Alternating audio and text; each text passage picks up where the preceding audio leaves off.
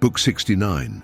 Tariffs. Through the masterpieces of economic thought, tariffs have always occupied a contentious place in the theatre of economic policy. In 1776, Adam Smith released The Wealth of Nations, a blueprint for what would become modern capitalism. Smith argued that free trade was an extension of the division of labor on a global scale and that tariffs interfered with the natural efficiency of markets. The interest of the consumer is almost constantly sacrificed to that of the producer.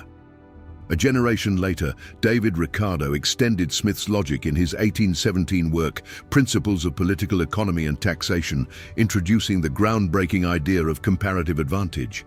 Even if one nation is better at producing everything, it benefits more by specializing in what it's relatively best at and trading for the rest.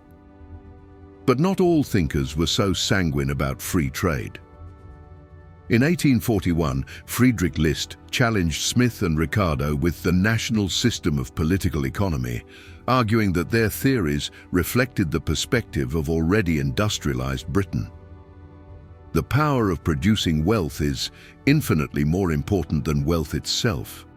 List believed that young nations must protect their infant industries from overwhelming foreign competition until they matured. For him, tariffs were not just defensive tools.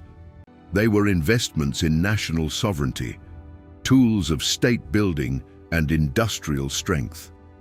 Long before List, American founding father Alexander Hamilton expressed similar ideas in his Report on Manufactures, 1791. He argued that tariffs and subsidies were necessary to build a strong, self-reliant economy. Not only the wealth, but the independence and security of a country appear to be materially connected with the prosperity of manufactures. After World War I, John Maynard Keynes wrote The Economic Consequences of the Peace, 1919, warning of a Europe sliding into nationalism, protectionism, and economic fragmentation. He saw the post-war use of tariffs and reparations not as rational policy, but as vengeance with economic consequences. A few years before Keynes, Norman Angell published The Great Illusion, 1910, arguing that economic interdependence had made war unprofitable for advanced nations.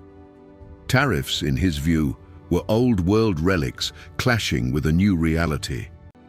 The great illusion is the belief that nations can enrich themselves by impoverishing others. Tariffs, he warned, could undo the fragile web of trade and provoke conflict instead of preventing it. What is your view on tariffs?